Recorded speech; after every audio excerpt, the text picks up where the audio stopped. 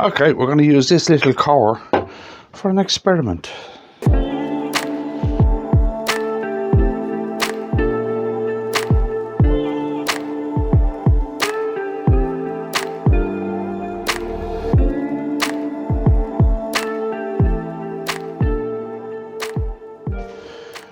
Right then, this week I'm going to try a bit of an experiment. Right, in the lathe I have what it is, it's a core of a white oak bowl. It's about 7 by 3, but size and stuff doesn't really matter on this one.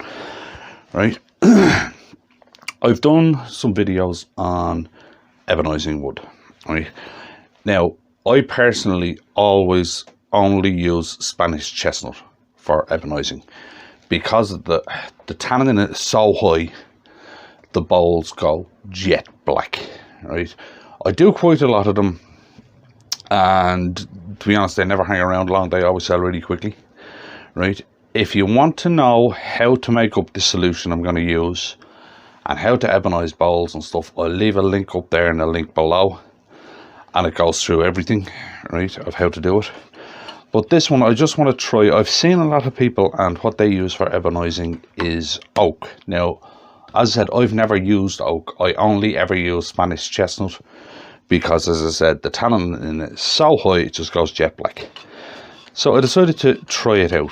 Right, now what I'm interested in this is there's a lot of markings in this. Right, you can see that one there, and there it looks like it might have got wet. It was taken down. There's markings there, there's markings all over it. There's also some spalting in this, and I want to see if that comes through. So first thing I'm going to do is round it off. Now it's quite warped from being in the kiln and getting dried out, so the first thing I'm going to do is well, the first thing I did of course was round off the tannin, but now with the bowl itself, what I'm going to do is I'm going to round it off, finish it, and then we'll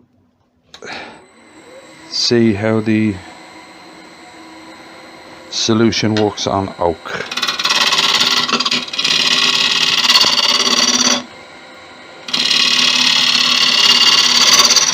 As usual for me, until I get it round, I'm going to be cutting the wrong direction because I just find it easier.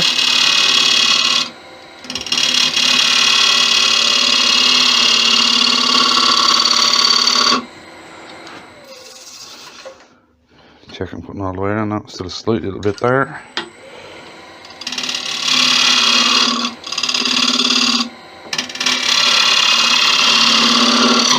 Just taking little bits off. So I make sure that I'm there. Yeah, I'm there. Right, now finish off the rest of the shape.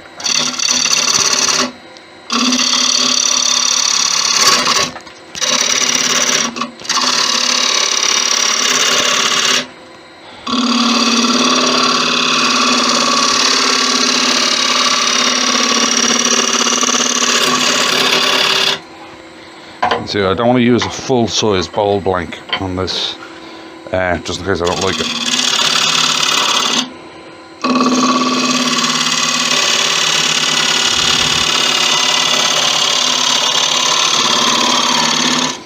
So I'll use a little peanut bowl blank, or a core, should I say. Right, now we start cutting the right direction to get the finish on it.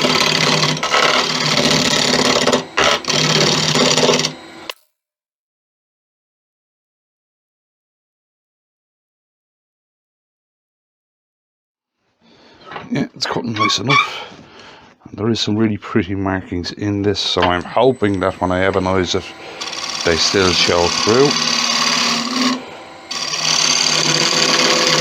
This is one of the advantages of ebonising over painting or dyeing, is that you can get the markings to show through, so not like that cut.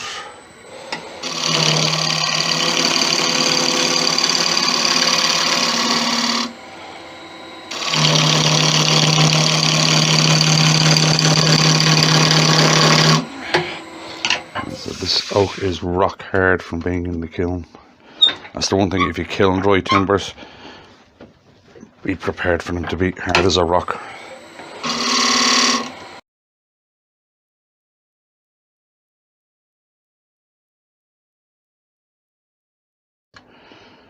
Right, there we go. We have a nice finish cut on that. No tear out, nothing. Right, now it's going to flatten this rim off first, just to make it easier to spin.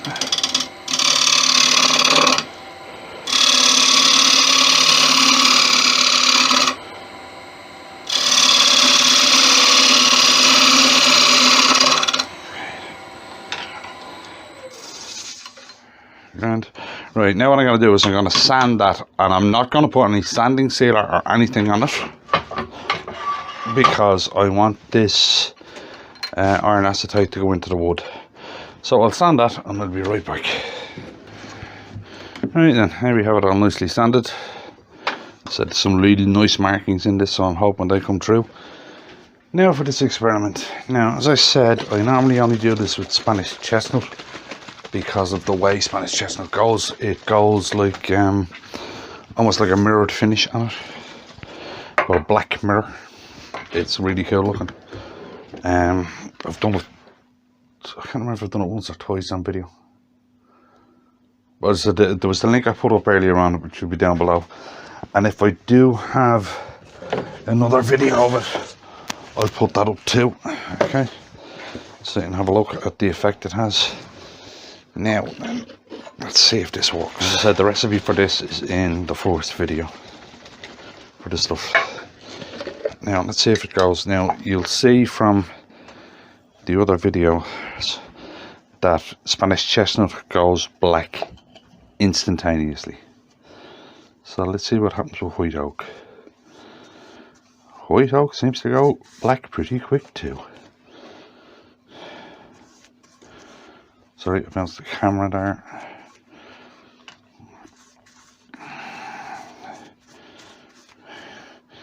And the whole thing with this is you don't want this drying off too quick. You want it to go down into the wood.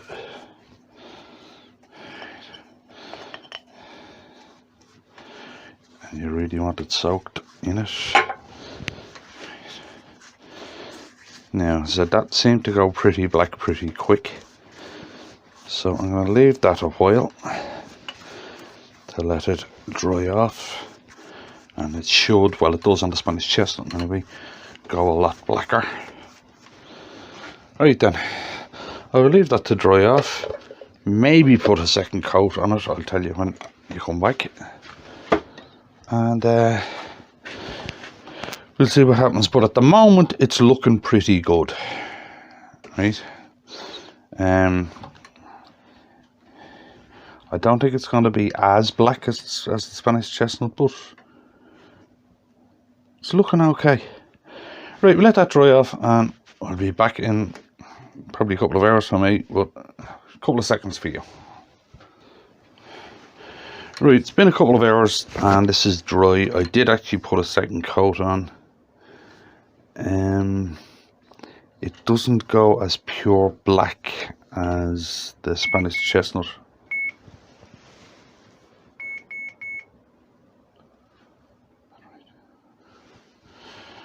Right, okay. Obviously the macro camera didn't charge properly because it's just turned itself off, so we get it up out of the way. Right. Now, where was I? Oh yeah. It didn't go as black as the Spanish chestnut at all. This, you can still see the wood colour in certain places, especially there. Right, we polish it up and we'll see what it's like. Right, first thing I'll do is of course sanding sealer. And then I'll do my normal finish of Yorkshire grit and Hampshire sheen, which is what I'd normally do on a Spanish chestnut bowl. So it may lift, I don't know yet. So we'll have a look. See what happens. I think you can see it now that it's a bit shiny. You can see that it's not totally black there, or there, or there. Well, it could be an interesting effect because it looks like the rings went darker this could actually turn out quite nice. Right, so I'll stick the finish on it, and then I'll be back. Right then, just buffing the wax off. It's taken a lovely shine, I must say, but it's not as mirrorized as the Spanish Chestnut.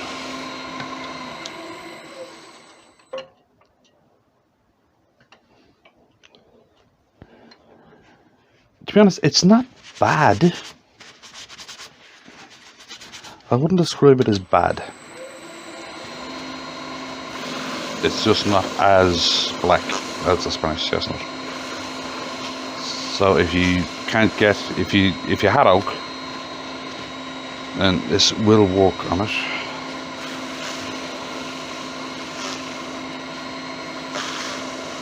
You know, like the effect on red oak could be different. As I said, this is white oak.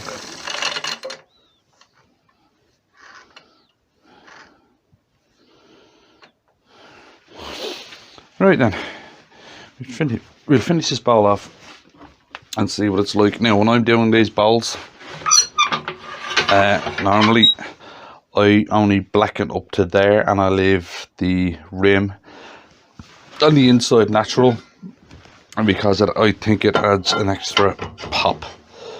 The contrast adds just an extra little pop to it. So first thing I'm going to do is I'm going to trim this edge so it's clean.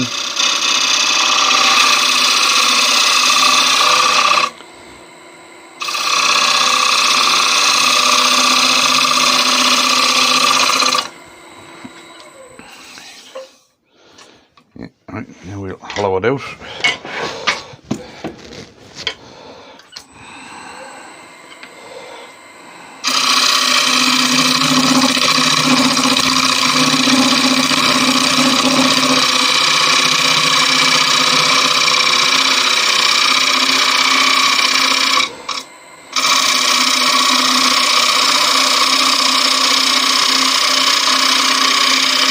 It's only a small bowl, so not too thick.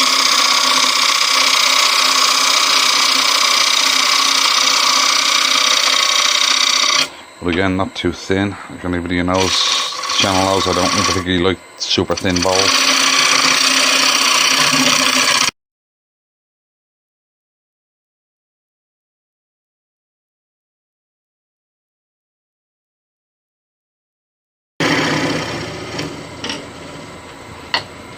Check the width. Not getting a little. There's another cut just there.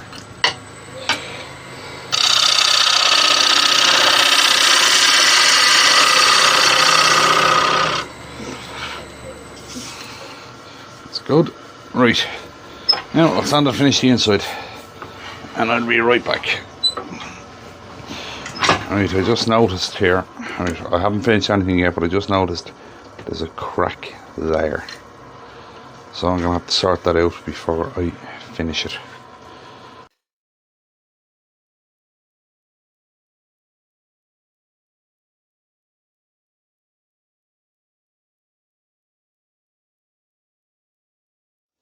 Now what I'm going to do is I'm going to go over that with a negative bright scraper just to get that CA off of it.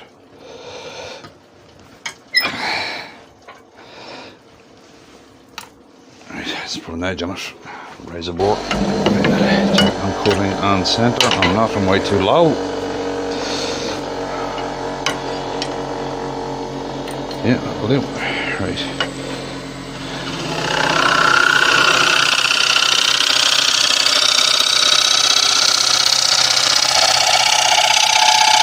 Bring it all the way out to the edge to make sure I have the same sanding surface.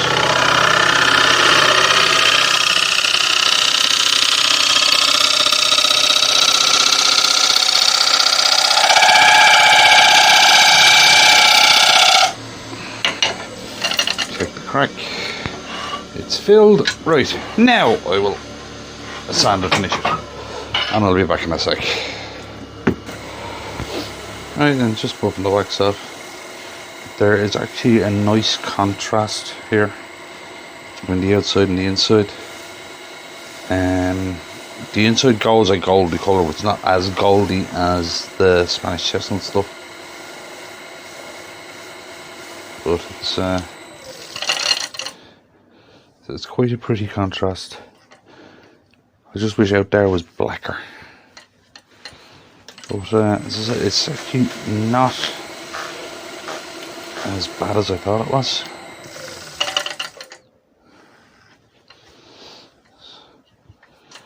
Right, I'll take it off, I'll finish the base, and I'll give you a better look at it. So I'll do that, I'll be back in a sec. Right, now we have it, a nice little ebonised oak, white oak bowl.